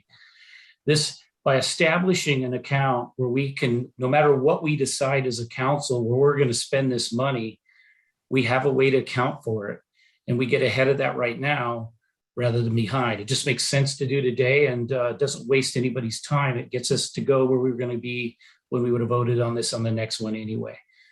Thank you. Thank you. Okay. All those in favor, please raise your hand until I call your name. Okay, I have Councilmember Nutting, Councilmember Bangs, Councilmember Buxton, Deputy Mayor Mahoney, and myself. Opposed? I'm opposed. Okay, I see Councilmember Harris and verbally Councilmember Martinelli. It passes 5-2. Okay, motion passes. This takes us forward to introduction of items for future consideration. I see Deputy Mayor Mahoney. And Yes. okay, so hang on. I see, my apologies. Deputy Mayor Mahoney. And I have Councilmember Nutting. Okay, I will start. Thank you. Thank you, Mayor. Sorry, I preempted you. I just have one thing. We have a gentleman in town, a young man named Dayton Druskowski. He has just achieved his Eagle Scout. What's special about he and his family are they have been to all of our veterans events. You might remember his sister sang the national anthem, and he orchestrated all the scouts and led them through the flag ceremony. So he's had a particular involvement in this community, and he's done many more things. And I sent a letter to Bonnie that can be forwarded out to the council. But my request is we do something official in this regard for his ceremony on September 18th. I will support that. And I do feel that it's meaningful to recognize those who do contribute to the city. And it's also, I mean, we've recognized Eagle Scouts. That's a very high level and very difficult level for a young person to achieve. And we have, through partnerships with Scouts, that's how we paved some of our park trails and everything else. So I too am in favor of that. I see Councilmember Nutting nodding. I see a hand from Councilmember Buxton. You're also in favor of it? Is that what you're indicating? You're muted. I can't. I have a question about it or a recommendation. So when it's appropriate for that, let me know.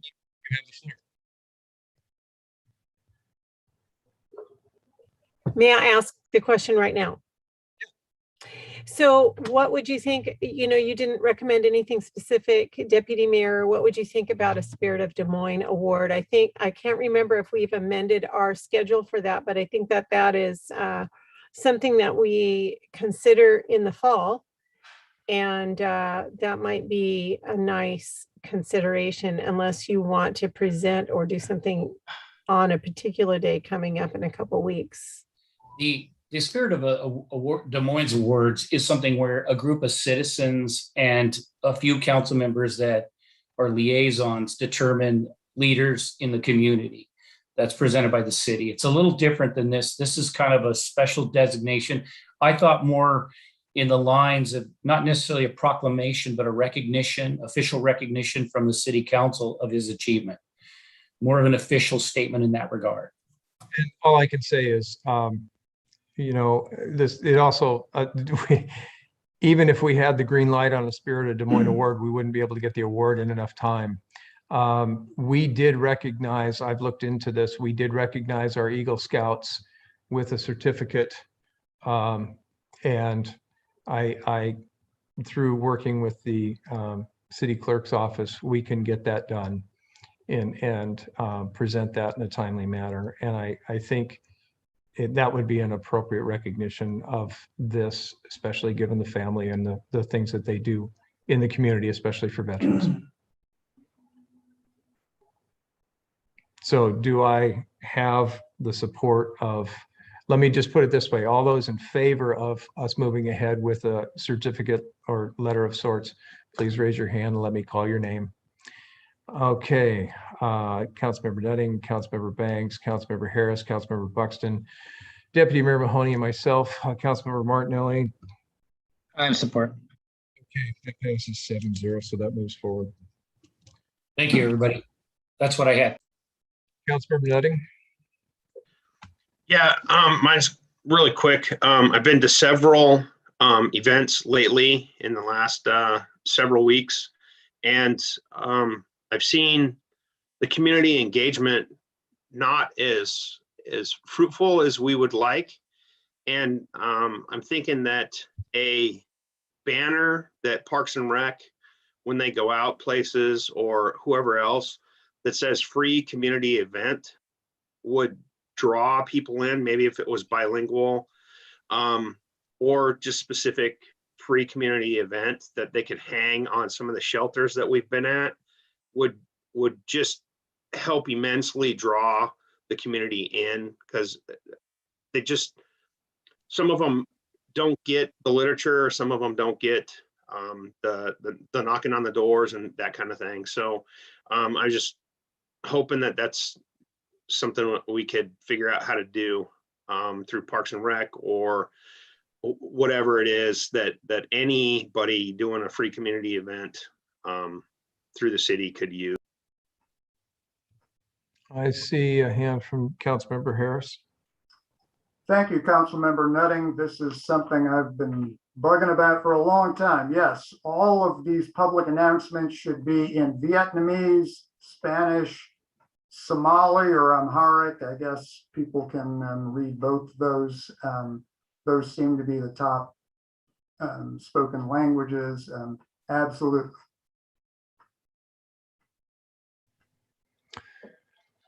So it's being proposed that we ask staff to create a banner to communicate free community events that can be used in a multitude of locations to make sure that people see it. I'm not sure what this would look like, because do you put it up the day of, or do you put it up a few days, and do they have Velcro dates that go on it and so forth? So my recommendation would be that we ask the staff to consider a design. There's probably an example somewhere that they have come across. But Agreed. And because I'm largely involved with the National Night Out at Midway Park,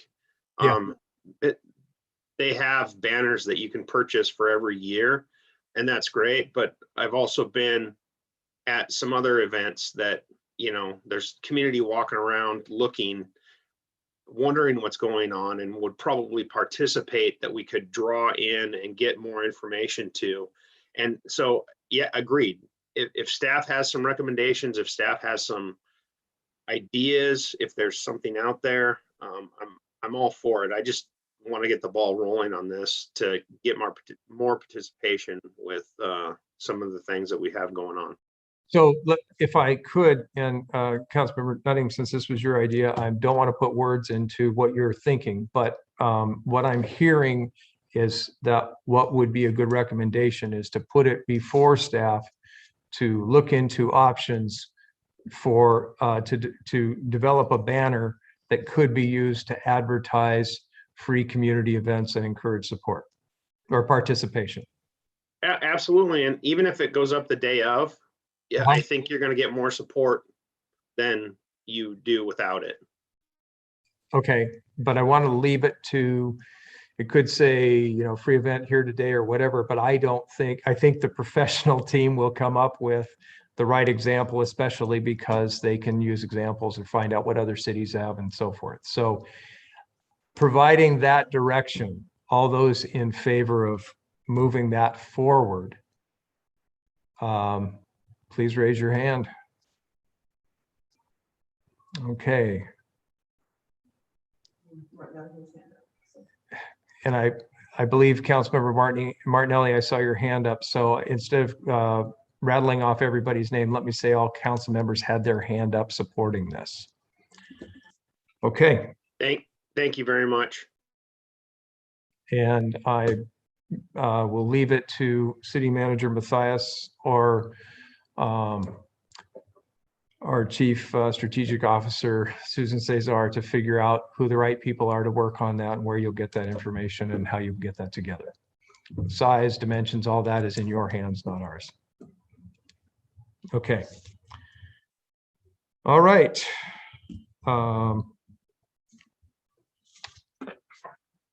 This takes us forward to board and committee reports and council member comments. Tonight, we will start with Councilmember Martinelli. Thank you, Mayor. First, I want to apologize to the public for the lack of video. My camera stopped working right before the meeting, and I didn't really have time to figure out what the issue was. My only comment is I just want to encourage people to reach out to the council, City Council at DesMoinesWA.gov, and please give input, give proposals, give ideas that you have on how we should spend the federal funds that we have in our account and the other money that we have coming. As Councilmember Harris has pointed out, this is by far the largest influx of money the city has ever received, and will probably be the largest that we ever receive for a very long time to come.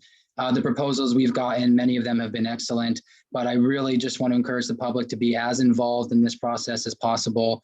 It's incredibly important, and the decisions that are made will likely have an impact on the city for many years, maybe decades. That's all the comment I have for today. Thank you.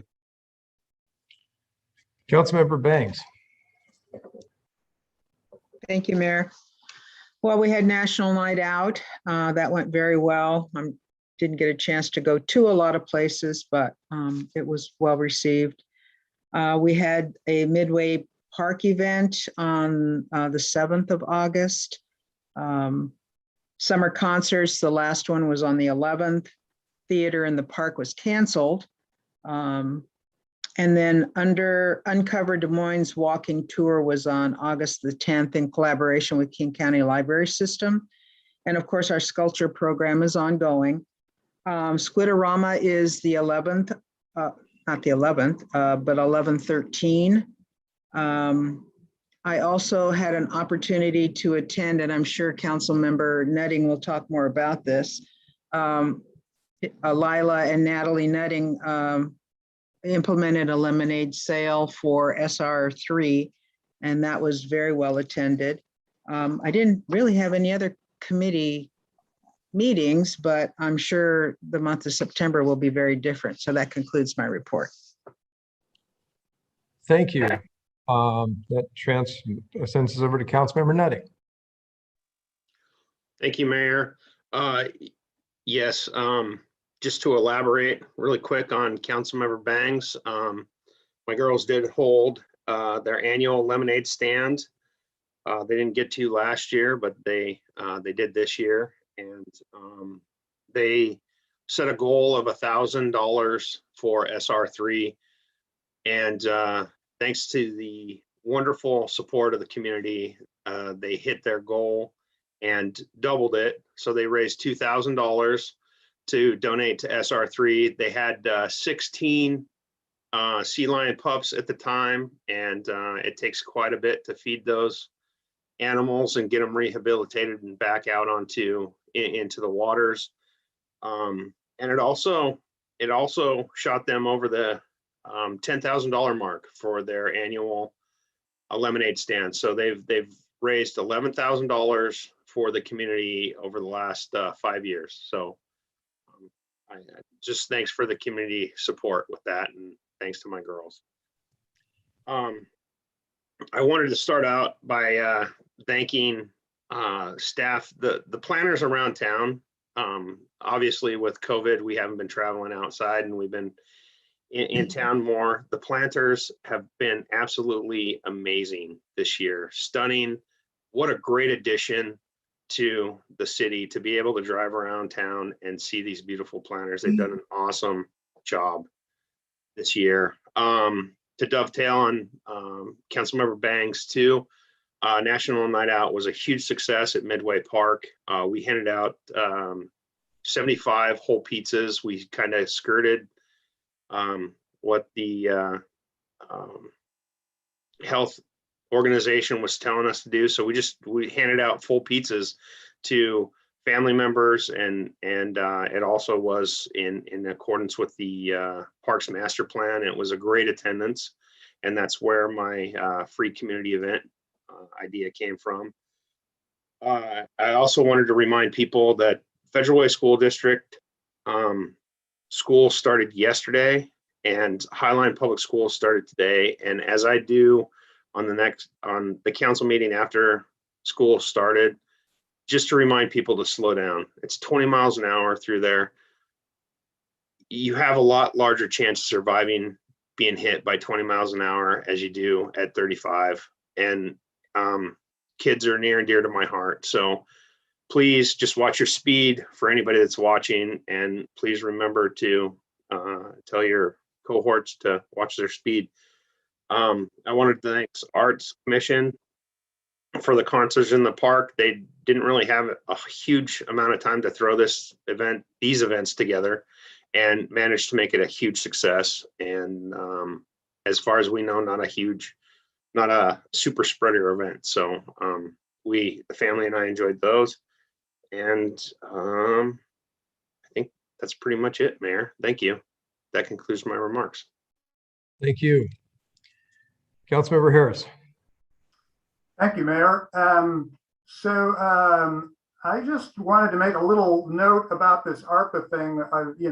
We've all received many wonderful suggestions, but I just want to point out that we don't necessarily have to spend this.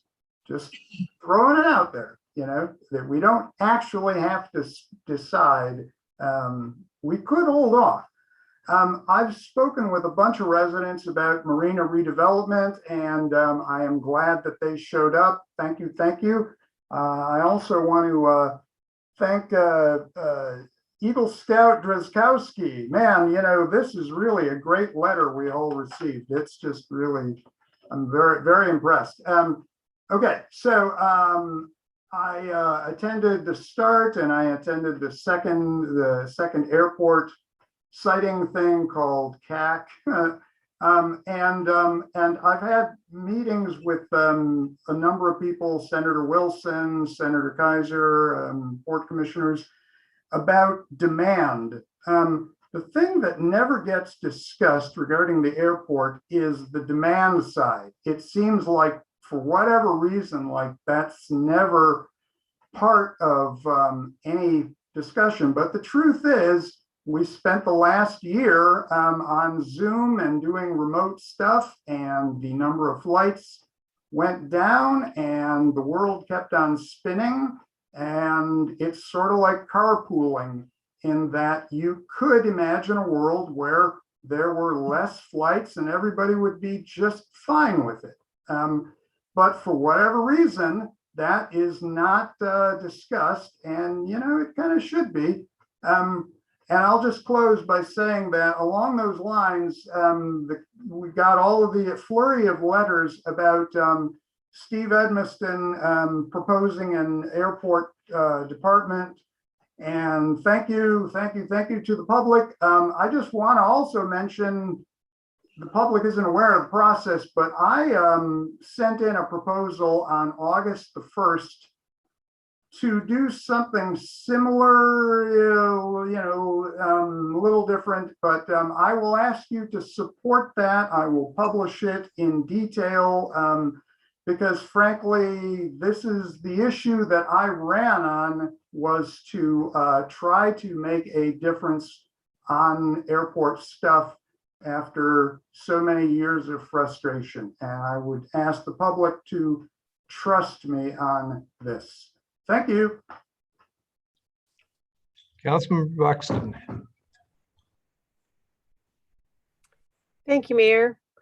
Well, my colleagues have mentioned pretty much most of the events. There were several community events that have happened over the last 5 or 6 weeks. And it's been a marvelous experience to see the community come out and, in my opinion, safely, but interacting with each other and enjoying the summer here in Des Moines. And when we talk about creating a destination community, I'm telling you, every time I go down to, whether it's the boardwalk and take a walk down there, or the marina, down and seeing the sailboats, I feel like I'm on vacation for just a few minutes while I'm down there. And I have seen our residents act like that, like they're enjoying themselves on vacation with each other. And I have appreciated that, whether it's been music in the park, Blues and Brews, theater in the park, Cruise Des Moines. That was a great little spontaneous organic event where a bunch of people got together and cruised cool vehicles down, and it was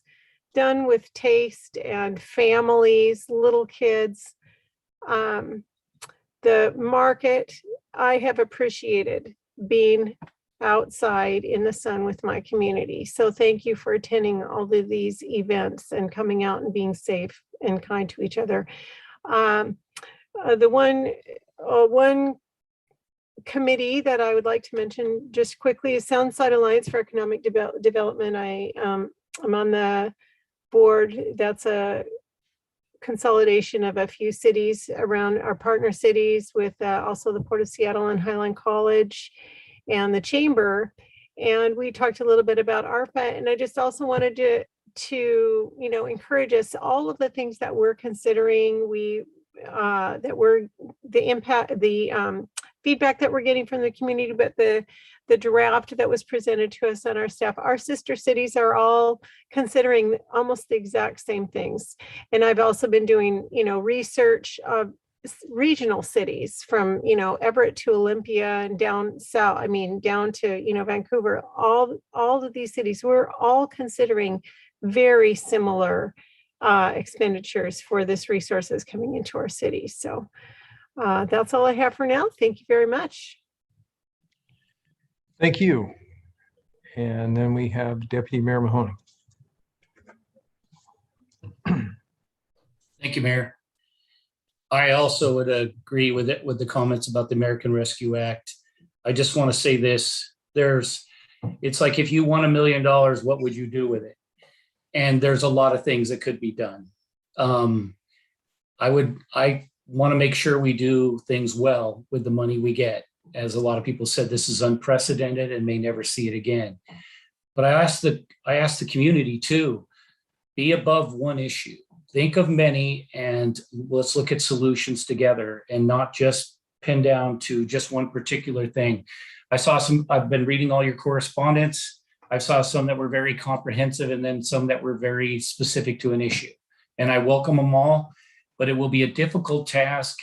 I guess it's a good problem to have in a lot of regards. So I ask for people to think about it and be in the mindset to compromise. That's not saying what we're going to do or where we're going to go with it. It's just there's a lot of great suggestions and there's only so much in the pot. Real quick update. So I had a legislative agenda pre-meeting for the skateboard. And I want you all to know that the aftermarket muffler banning sales and installation, along with vehicle banning, has been very well received in that group as far as our legislative agenda, just like we'd want to do in the Des Moines one. And had a quick conversation with Tina Orwell discussing the matter, and she seems to be on board as well. So I'm optimistic. I want to thank Rotary. They had the Blues and Brews this past weekend. They raised over $100,000. Michael, the president of Rotary, wanted to personally thank you for all of your assistance and your crew's assistance. We had, on the next day, we had— Any relation? Any relation? Yeah, well, she's a lot better looking than I am, that's for sure. And she traded down, I traded up. Anyway,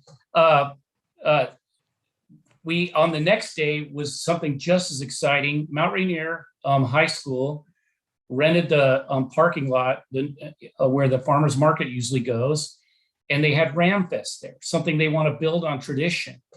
And it was great to be able to speak to, you know, I don't know, there was probably about 100 people there. It's a lot of student athletes.